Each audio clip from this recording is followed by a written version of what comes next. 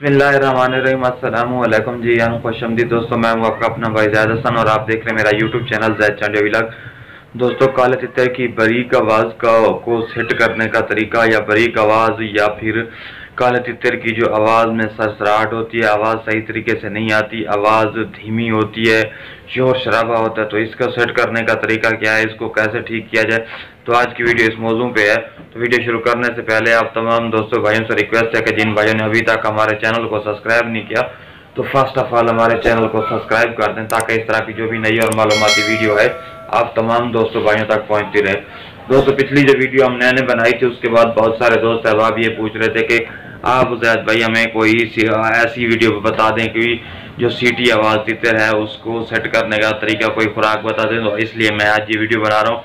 तो इसके लिए आपको परेशान नहीं होना, इसके लिए आपको मैं दो नुस्खे बताऊंगा। इंशाल्लाह ये दोनों ही फ़ायदेमंद है, मुफीद हैं। ये आपके तितर को बिल्कुल सीटी आवाज़ को बिल्कुल यानी कि ठीक कर देंगे। आपने करना क्या है, सबसे पहला जो आसान और कुदरती तरीका है वो ये है कि आप क्या करें कि दूध या प्लस में लट्टी शरबत मिलती है वो लेके आप अपने तितर की कुप्पी में थोड़ा सा पानी ताज़ा डाल के उसमें 3 से 4 कतरे दें। इंशाल्लाह आपका तितर की जो सीटी आवाज़ है वो बिल्कुल ठीक हो जाएगी।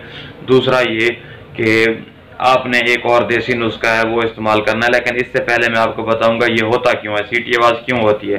सीटी आवाज़ की वजूहत दोस्तों ये होती है, एक तो तितर को जो हमने खुराकें खिलाई हैं गरम गरम, उसकी वजह से ना कुछ तितरों के गले जो होते हैं वो बैठ जाते हैं, या फिर ये तितर काफ़ी अरसा बुलाई नहीं करता, उस वजह से भी आवाज़ में मसला हो जाता है। या फिर कुछ तितर जो है ना ज़्यादा बुलाई करते हैं जिसकी वजह से उनकी आवाज़ थोड़ी बैठ जाती है और सीटी नुमा हो जाती है, ठीक है ना।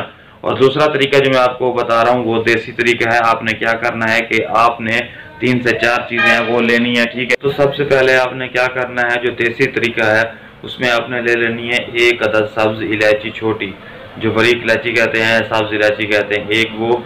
आपने 1 चुटकी लेनी है सौंफ की, आपने 2 गुटलियाँ लेनी है इसकी जो जामुन होता है उसकी, और आपने इतनी थोड़ी सी लेनी है मिलट्ठी। इन तीनों चीज़ों को आपने क्या करना है, पानी में भिगो के रख देना है, पूरी रात रहने दे। सुबह उठ के आपने क्या करना है, इसको अच्छे तरीके से छान के ना बिल्कुल सफ़ा करके जब अपने तितर को दोपहर के वक्त या आप 3-4 बजे मट्टी, 10 बजे 12 बजे मट्टी देते हैं, तो मट्टी देने से पहले अपने तितर को दे दें या बाद में दे दें, उस टाइम ये बहुत ही फ़ायदेमंद होती है। आप इंशाल्लाह अपने तितर को 1 हफ्ता या 3 से 4 दिन लगातार दें या फिर 1 आध दिन का गैप दें, वो आपकी मर्ज़ी है, लेकिन इसका कोई साइड इफेक्ट नहीं है। इसके आपके तितर का जो भी गले का मसला है, कोई और मसला है, कोई गले की जहरबाद है, कोई और मसला है, वो भी ठीक हो जाएगा।